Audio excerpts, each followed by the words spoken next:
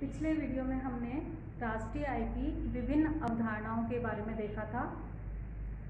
आज हम इस वीडियो में राष्ट्रीय आय के माप, मेजरमेंट ऑफ नेशनल इनकम के बारे में चर्चा करेंगे। किसी भी देश के लिए राष्ट्रीय आय के आंकड़े बहुत ज़्यादा महत्वपूर्ण होते हैं। राष्ट्रीय आय की वृद्धि किसी देश के आर्थिक विकास का सूचक होती है, इसलिए प्रत्येक देश अपनी योजनाओं में राष्ट्रीय आय की वृद्धि दर का लक्ष्य भी निर्धारित करते हैं। तो राष्ट्रीय आय की गणना महत्वपूर्ण है। हम जैसा कि पहले देख चुके हैं कि किसी भी देश में एक वर्ष की अवधि में उत्पादित अंतिम वस्तुओं एवं सेवाओं का जो मौद्रिक मूल्य है, हम सामान्य तौर पर उसे राष्ट्रीय आय के रूप में जानते हैं, या आर्थिक क्रियाओं, वर्ष भर के दौरान आर्थिक क्रियाओं से सृजित आय राष्ट्रीय आय कहलाती है। अर्थव्यवस्था में उत्पादन कार्य किया जाता है, वस्तुओं सेवाओं का उत्पादन किया जाता है और इस उत्पादन प्रक्रिया के दौरान आय का सृजन किया जाता है और इस सृजित आय से अर्थव्यवस्था में क्रय शक्ति पैदा होती है, मांग पैदा होती है और मांग को पूरा करने के लिए वस्तुओं एवं सेवाओं पर व्यय किया जाता है। तो यह चक्र निरंतर चलता रहता है कि जैसा कि हम इस आय के चक्राकार प्रभाव में हम देख सकते हैं कि हमने यहाँ पर केवल 2 सेक्टर इकोनॉमी ली है, द्विक्षेत्रीय अर्थव्यवस्था ली है, जिसमें परिवार और व्यवसाय हैं, यानी उत्पादक हैं। परिवार उत्पादन के साधनों के प्रदाता हैं, देने वाले हैं, और व्यवसायी जो हैं वस्तुओं और सेवाओं का उत्पादन करते हैं। तो परिवारों की तरफ से उत्पादन के साधन श्रम, पूंजी, भूमि इत्यादि उत्पादक फर्मों को प्रदान किए जाते हैं, जिनकी सहायता से उत्पादन कार्य संपन्न होता है। और इसके बदले में जो व्यवसायी है वो परिवारों को मजदूरी, ब्याज, लगान इत्यादि के रूप में साधन आय प्रदान करते हैं। इस साधन आय को जो परिवार हैं वह वस्तुओं और सेवाओं के उपभोक्ता हैं। उपभोक्ता के रूप में फर्म भी परिवार में शामिल हैं। तो ये परिवार अपनी आय को उपभोग पर व्यय करते हैं और व्यवसायी जो हैं वस्तुएं और सेवाएं परिवारों को प्रदान करते हैं। तो इस आय के चक्राकार प्रभाव से हम देख सकते हैं कि अर्थव्यवस्था में उत्पादन, आय सृजन और व्यय, यह चक्राकार प्रभाव निरंतर चलता रहता है। तो इस चक्राकार प्रभाव को देखकर हम कह सकते हैं कि जो राष्ट्रीय आय है उसका जो माप है, उस माप के लिए यहाँ पर हमारे सामने 3 विधियाँ सामने आ रही हैं कि जो वस्तुएं सेवाएं हैं उनका उत्पादन किया जा रहा है, या तो हम उनके मूल्य को जोड़ लें, अंतिम वस्तुएं सेवाएं जो अर्थव्यवस्था में उत्पन्न हो रही हैं उनका जो मौद्रिक मूल्य है वो राष्ट्रीय आय के रूप में हम जोड़ लें, या जो उत्पादन के साधनों को जो आय प्राप्त हो रही है, उत्पादन प्रक्रिया के दौरान जो आय सृजित हो रही है, हम या तो उसका योग कर लें, या जो परिवार के द्वारा वस्तुओं सेवाओं पर व्यय किया जा रहा है हम उस उपभोग व्यय को जोड़ लें। तो ये 3 मेथड हमारे सामने राष्ट्रीय आय की गणना के हो जाते हैं और इन तीनों मेथड में जो राष्ट्रीय आय का जो माप होगा वो आदर्श स्थिति में समान होना चाहिए। हालांकि अर्थव्यवस्था में एकदम क्लियर कट विभाजन ना होने के कारण तीनों विधियों से प्राप्त राष्ट्रीय आय के आंकड़ों में थोड़ा बहुत अंतर हो सकता है। वह आंकड़ों की उपलब्धता और आंकड़ों की शुद्धि पर निर्भर करता है, लेकिन हम आदर्श रूप से मानते हैं कि इन तीनों परिस्थितियों में जो आय की गणना होगी वह समान प्राप्त होगी। इसलिए राष्ट्रीय आय की माप की विधियों की हम बात करें तो राष्ट्रीय माप की जो विधियां हैं, राष्ट्रीय माप की जो विधियां हैं वह 3 विधियां हैं हमारे पास: उत्पादन विधि, प्रोडक्शन मेथड, आय विधि, इनकम मेथड, व्यय विधि, एक्सपेंडिचर मेथड। तो सबसे पहले हम उत्पादन विधि को देखते हैं। उत्पादन विधि, जिसे हम जोड़ा गया मूल्य विधि भी, वैल्यू एडेड मेथड भी कहते हैं। उत्पादन विधि में हम राष्ट्रीय आय की गणना करते समय 1 वर्ष की अवधि में उत्पादित समस्त अंतिम वस्तुओं एवं सेवाओं के मौद्रिक मूल्य को लेते हैं। इस विधि में हमें यह बात ध्यान में रखनी होगी कि हम अंतिम वस्तुओं एवं सेवाओं के मूल्य को लेंगे। हम उत्पादन प्रक्रिया में प्रयुक्त होने वाली मध्यवर्ती वस्तुओं को शामिल नहीं करते हैं।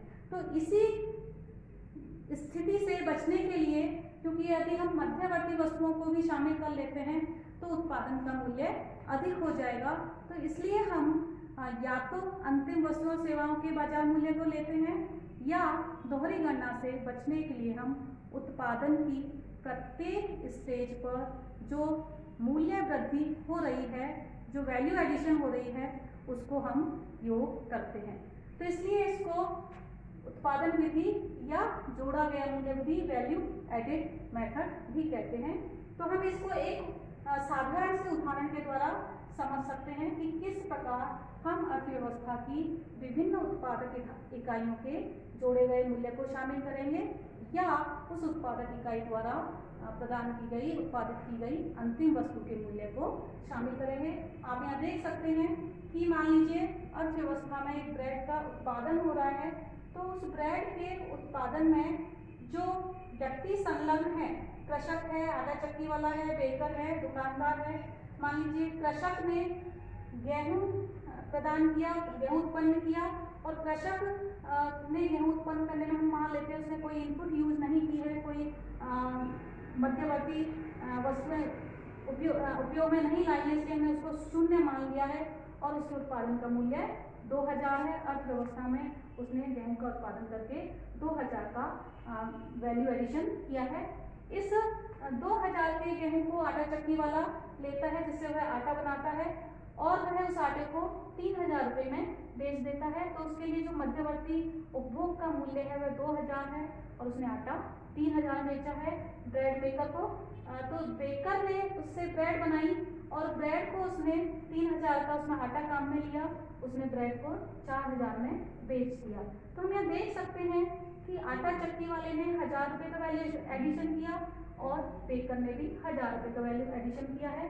और दुकानदार को जब बेकर से ब्रेड मिलती है, दुकानदार जो उसको बेचता है उसकी विक्रय सेवा हम यहाँ देख सकते हैं, तो उसने 4000 में बेकर से खरीदी और उसने 4500 में जो उपभोक्ता हैं उनको ब्रेड बेची है। और इसलिए दुकानदार के द्वारा इस उत्पादन प्रक्रिया में 500 रुपये का वैल्यू एडिशन हुआ है।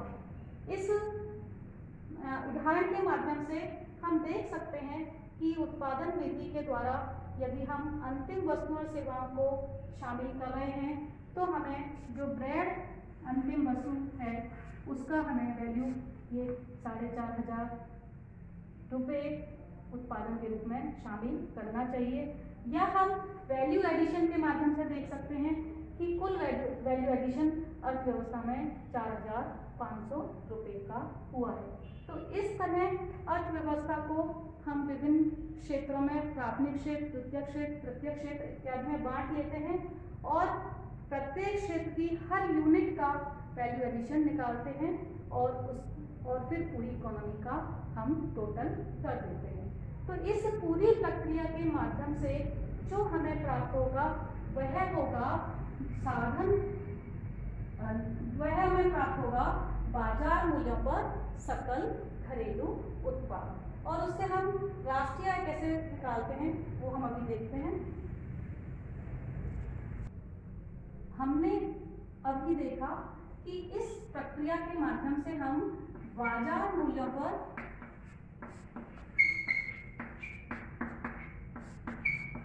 सकल घरेलू उत्पाद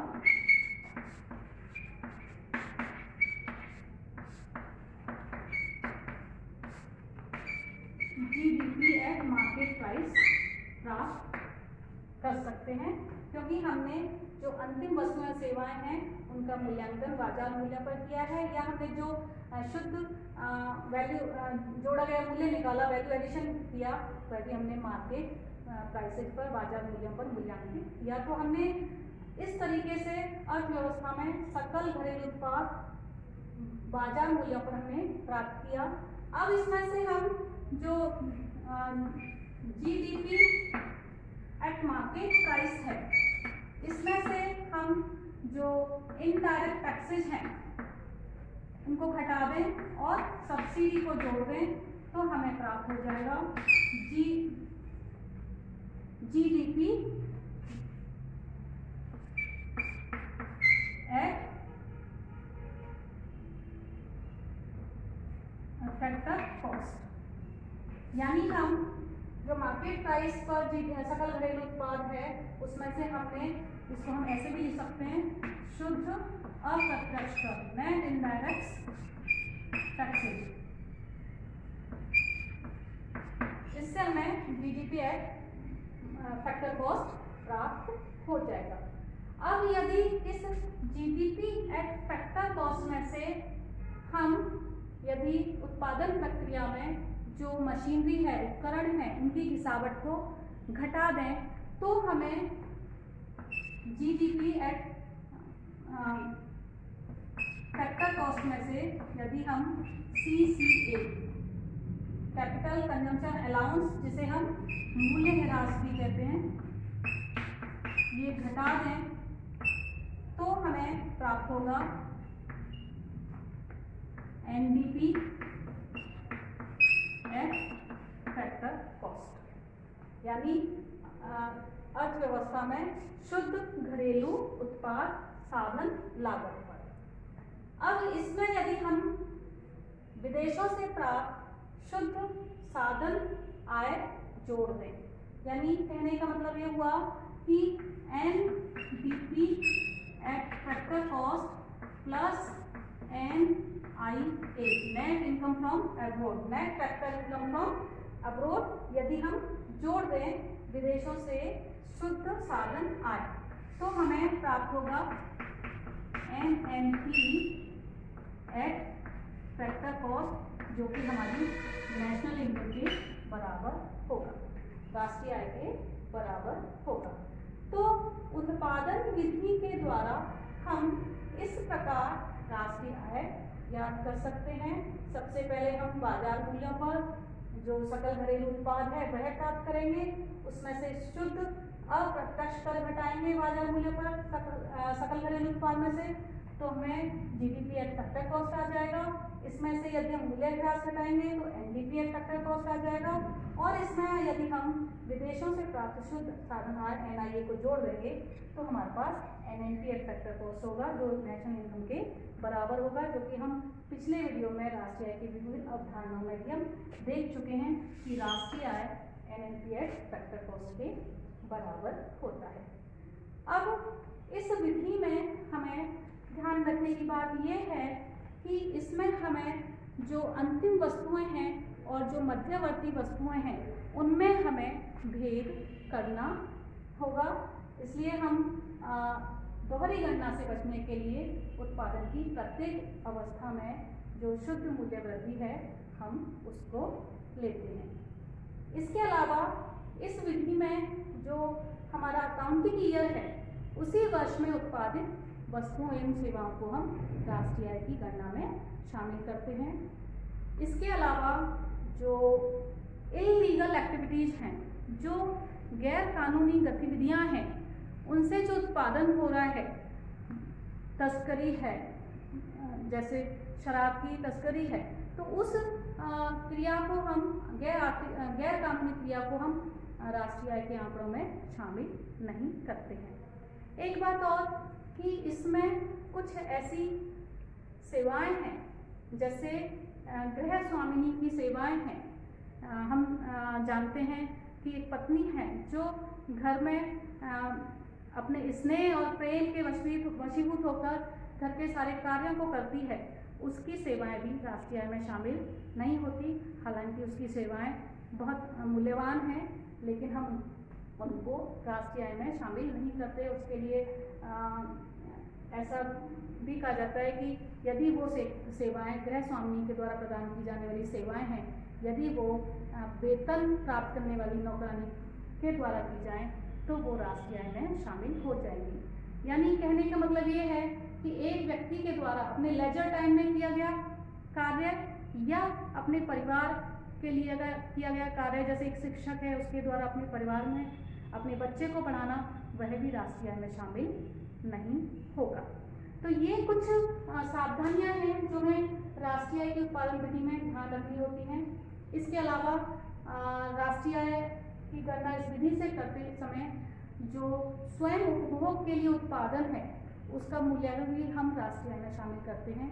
जैसे एक किसान है, उसने अपने खेत में गेहूं उत्पन्न किया, उसका कुछ पार्ट उसने अपने स्वयं के उपभोग के लिए रख लिया, तो वो गेहूं जो उसने स्वयं के उपभोग के लिए रखा है उसका जो आकलित बाजार मूल्य है वो राष्ट्रीय आय में शामिल होगा।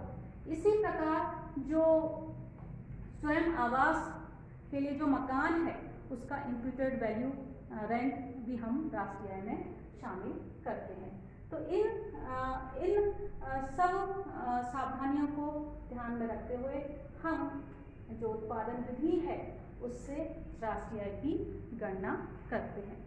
इसके बाद हम राष्ट्रीय आय की गणना की आय विधि की चर्चा करेंगे और व्यय विधि की चर्चा करेंगे, लेकिन वह अगले वीडियो में। Thank you.